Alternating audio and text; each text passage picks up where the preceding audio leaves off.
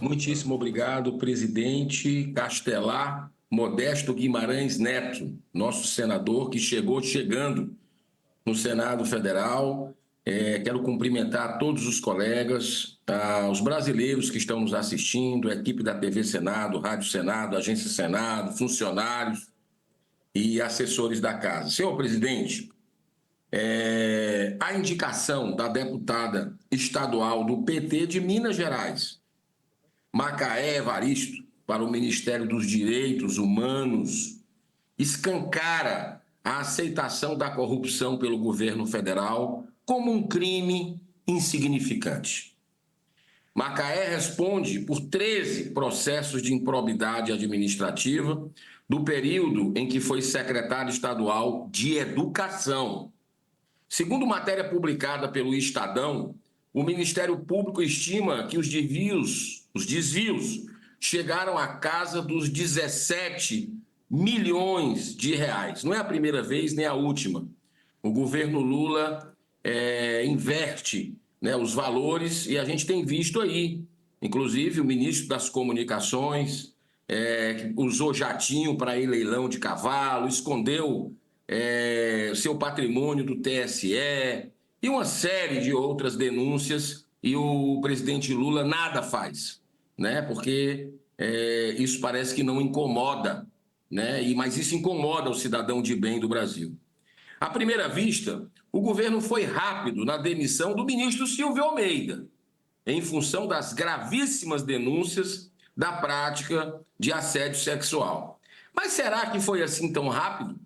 Isso porque essa rapidez não acontece com outras situações igualmente graves, como, por exemplo, as denúncias de corrupção, como eu falei há pouco, do ministro Juscelino Filho.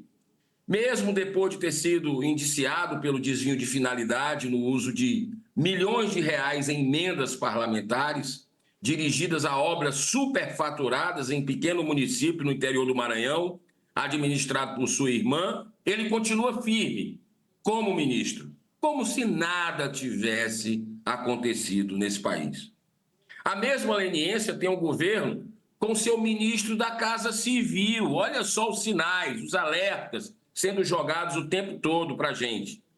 Rui Costa, diretamente envolvido no escandaloso calote da maconha, que eu tanto denunciei durante a CPI da pandemia. Em plena Covid, momento grave da nação, quando era governador da Bahia e coordenador do Consórcio Nordeste, o ministro Rui Costa, autorizou sem licitação a compra de 300 ventiladores por 48 milhões de reais. A empresa, senhor presidente, ela comercializava, acredite se quiser, produtos à base da maconha. Obviamente, nunca fez entrega de nada. Esse dinheiro evaporou. E pode ter certeza, nordestinos, conterrâneos meus, morreram por causa disso, por esse escândalo considerado calote da maconha. Nunca entregaram um respirador. E uma parte ia parar, sabe onde? Lá no interior de São Paulo, onde Edinho Silva é prefeito em Araraquara. Olha que mundo, que voltas o mundo dá. Essa aparente rapidez que seria correta em relação ao crime de assédio sexual do ex-ministro Silvio Almeida é também profundamente incoerente, pois esse é um governo que já demonstrou ser conivente com o hediondo crime do estupro.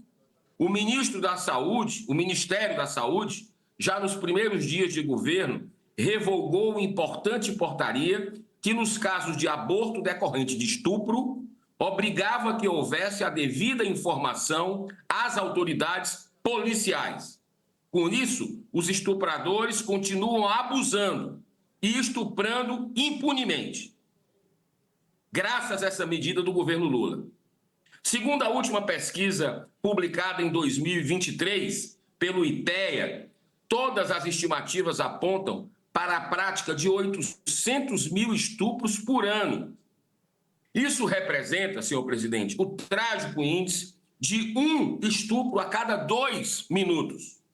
E o pior, apenas 8,5% dos casos são registrados pela polícia e 4,5% pelo sistema de saúde.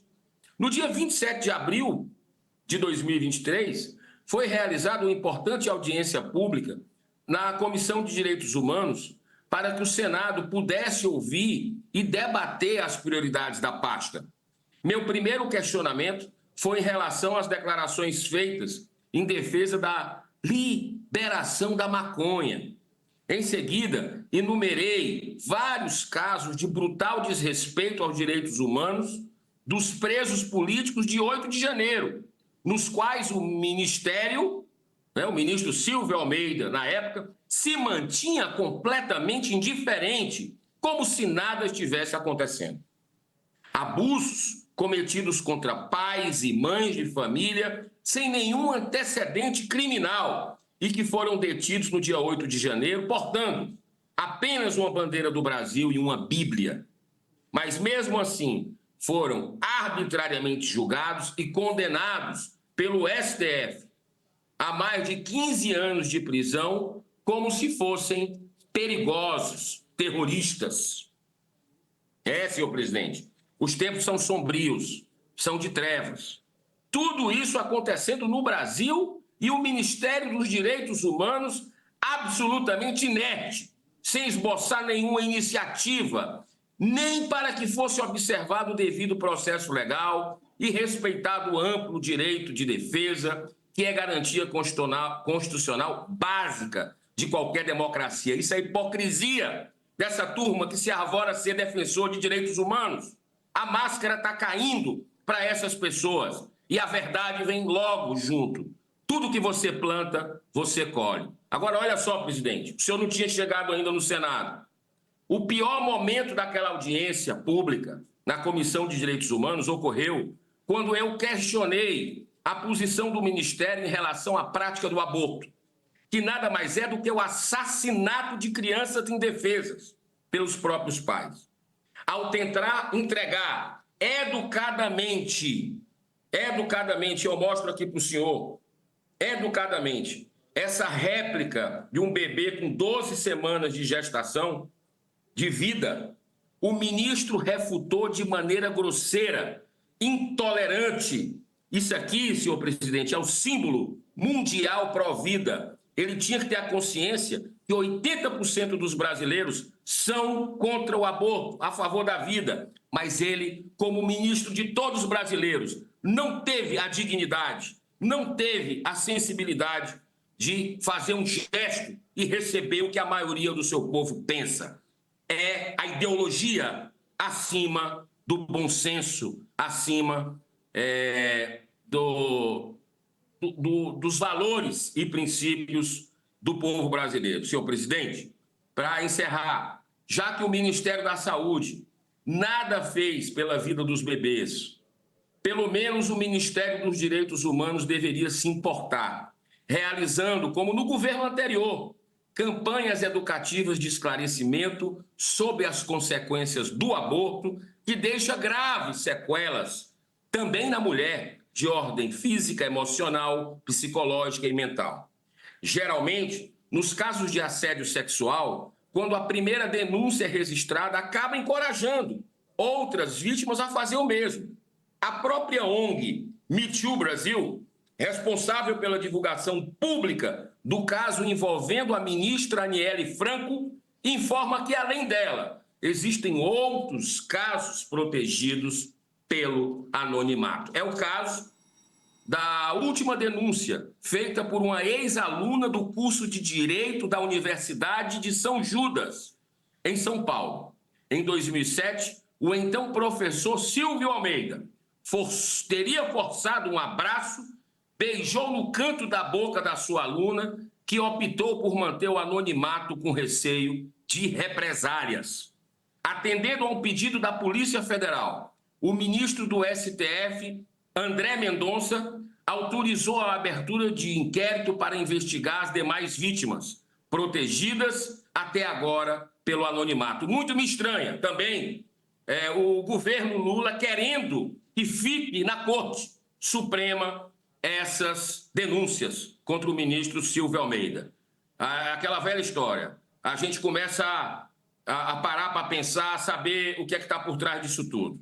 É também muito importante, senhor presidente, o devido esclarecimento à sociedade, desde quando o governo Lula tinha conhecimento dessas práticas, desses crimes, pois nesses casos um eventual acobertamento com a permanência no cargo intensifica o nível de constrangimento e repressão a colega de trabalho e principalmente aos seus subordinados no Ministério. É por isso que eu entrei imediatamente quando a imprensa começou a denunciar, começou a divulgar as denúncias de assédio sexual, de violência do ministro Círio Almeida. Eu entrei tanto no Ministério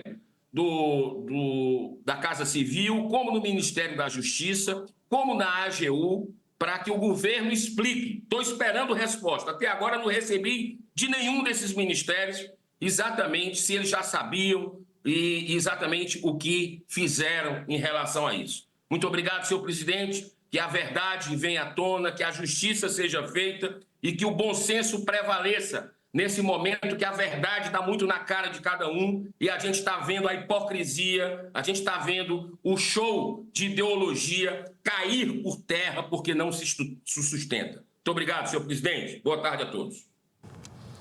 Agradeço ao senador Eduardo Girão e passo a palavra ao próximo orador inscrito, senador Paulo Paim, pelo sistema de vídeo.